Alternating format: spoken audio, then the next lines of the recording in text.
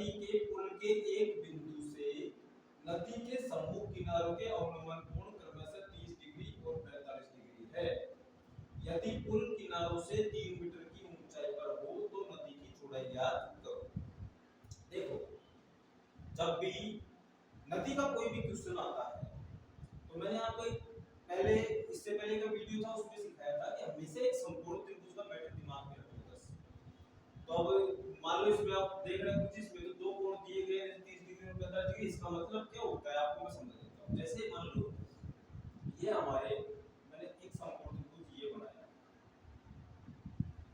ठीक है, और इसी का इधर वो कर दो ऐसे कि भाई ये वो हो रहा है कि जैसे पुलिया का मैंने सिखाया था आपको कि जब पुलिया होगी तो इधर से यहाँ आएंगे साधन व्यू उतर के और निकल के चले जाएंगे। तो इस तरीके से पुलिया होती है। मतलब इसमें क्या कहा गया है कि एक नदी के पुल के एक बिंदु से यहाँ से नदी के सम्मुख किनारों के अवनमन कोण क्रमशः 30 डिग्री और 45 डिग्री है। अब देखो अवनमन कोण आते ही दिमाग में थोड़ा सा एक फीलिंग अलग दिमाग में कि एक तो होता है उन्नयन कोण और एक होता है अवनमन कोण। तो अवनमन कोण बढ़ता है ऊपर से, मतलब किसी वस्तु को हम ऊपर से नीचे की ओर देखें, और उन्नयन बढ़ता है नीचे से किसी को ऊपर की ओर देखें। हालांकि दोनों में फर्क कोई नहीं है, बोलने का लगा रहा है दिमाग, बाकी हमको इसमें कोई टेंशन लेने की जरूरत नहीं है कि मुझे कैसे बढ़ते हैं। ध्यान दो कि अवनमन कोण बढ़ाने के लिए इसको हमको यहाँ इस्तेमाल करना पड़ेगा। जैसे इस बिंदु से दोनों अवनमन, एक तो हो गया 30 डिग्री और एक हो गया है 45 डिग्री, ये दो अवनमन कोण हमको दिए गए। हालांकि यहाँ 30 डिग्री होने से आप अपने दिमाग में ऐसे फीलिंग हो कि आप इस बिंदु से कहते हैं कि ये पुल की लंबाई हो गई, ये नदी की चौड़ाई हो गई, ये पुल की ऊंचाई हो गई, तो कोण तो वहां बढ़ रहा है, अब यहाँ कैसे यूज कैसे क्या करेंगे। तो इसके लिए कोई टेंशन लेने की जरूरत नहीं है। एकांतर कोण होता है, ये 30 है तो ये भी कितना हो जाएगा 30, ये 45 है तो कितना हो जाएगा 45, क्योंकि एकांतर कोण होता है। जब भी अवनमन कोण का होता है तो उससे कोई लोड लेने की प्रेशर दिमाग नहीं है कि 30 से ये 45 से। अब ध्यान दो, उसने आगे कहा यदि पुल किनारों से 3 मीटर की ऊंचाई पर हो, ये जो पुल की ऊंचाई है यहाँ से यहाँ तक, ये हमारे 3 मीटर की ऊंचाई है। 3 मीटर की ऊंचाई होगी कि नहीं, मतलब यहाँ से अंदर। अब देखिए ये 3 मीटर हो गया। अब इसने कहा तो नदी की चौड़ाई क्या होगी। अब भाई साहब नदी की चौड़ाई यहाँ से और यहाँ तक होगी। अब इसमें हमको डबल ऑप्शन हो गए, एक हिस्सा तो ये हो गया और एक हिस्सा ये हो गया, तो हमको दोनों हिस्से यहाँ से यहाँ तक भी करना है और यहाँ से यहाँ तक भी करना है, लास्ट में उसको प्लस करना है।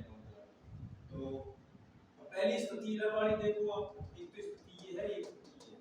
जैसे अगर नाम लिखना चाहे तो जैसे मैं यहाँ से नाम लिखूँ ए बी सी और डी, हमको ज्ञात करना है नदी की चौड़ाई। नदी की चौड़ाई है यहाँ से यहाँ तक AC। अब AC में हमको दो भुजाएं समझ लोगे, तो यहाँ से यहाँ तक AB और यहाँ से यहाँ तक BC। तो आपको AB भी ज्ञात करना है, BC भी ज्ञात करना है, ये दिमाग लगाना।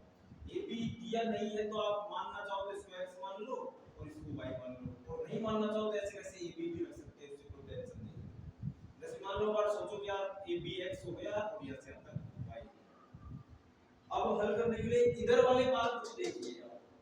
इधर वाले पार्ट में ये लंब हो गया, ये हो गया आधा, और ये होता है कर्ण। तो कर्ण से कोई लेना देना नहीं है, मतलब पुलिया की लंबाई से कोई मतलब नहीं है, यहाँ पुल की ऊंचाई से मतलब है और नदी की चौड़ाई से मतलब है। चलिए तो अगर इसको देखते हैं हम, लंब बटा आधार करते हैं। जैसे अगर मान लो त्रिभुज लिखना हो तो शॉर्टकट लिख लो, जैसे कि भाई त्रिभुज एबीसी सॉरी एबीडी, एबीडी में अगर हम ऊपर से है बीडी और नीचे हो गया ए, ये तो हमने लिखा है। अगर नहीं लिखना चाहो तो शॉर्टकट सिखाते हैं आपको कि ये तो लंब है, इसका मतलब ये तो हो गया 3 और ये आधार ये हो गया x। अब जब लंब बटे आधार हम करते हैं, मान लो अगर हम लंब बटे आधार करते हैं तो tan थीटा इस्तेमाल होता है। तो tan थीटा का प्रयोग होने से आप दिमाग ये लगाइए कि इसके अंदर कोण कितने डिग्री का दिया गया है, तो इसमें दिया गया है 30 डिग्री। तो tan 30 डिग्री का मान, tan 30 डिग्री का मान 1/√3 होता है। चलिए तो इसको हल कर देते हैं। ये हमारा आया था 3/x और बराबर में 1/√3।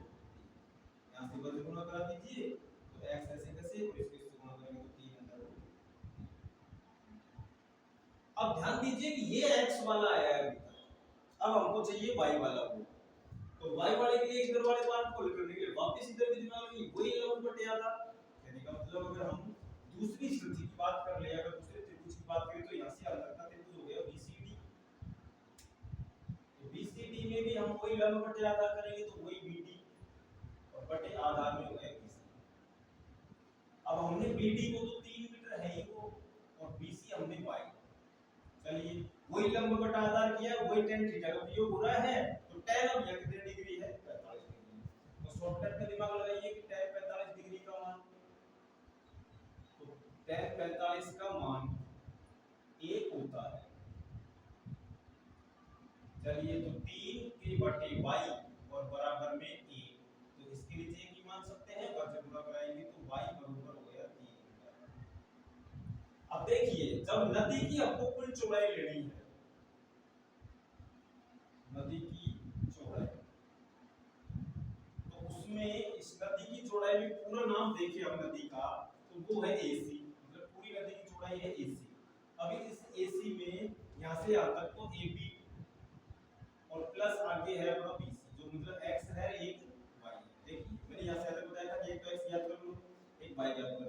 x याद कर लिया, y याद कर लिया, x का जो आया है y का जो आया है दोनों को प्लस करना है। x का क्या आया है 3/√3 प्लस y का क्या आया है 3 मीटर। अब दोनों जोड़ नहीं सकते तो कॉमन ले लो, दोनों में कॉमन क्या आ जाएगा 3, तो 3 कॉमन ले लो, 3 कॉमन लेंगे तो यहाँ से 3 कट गया तो √3 प्लस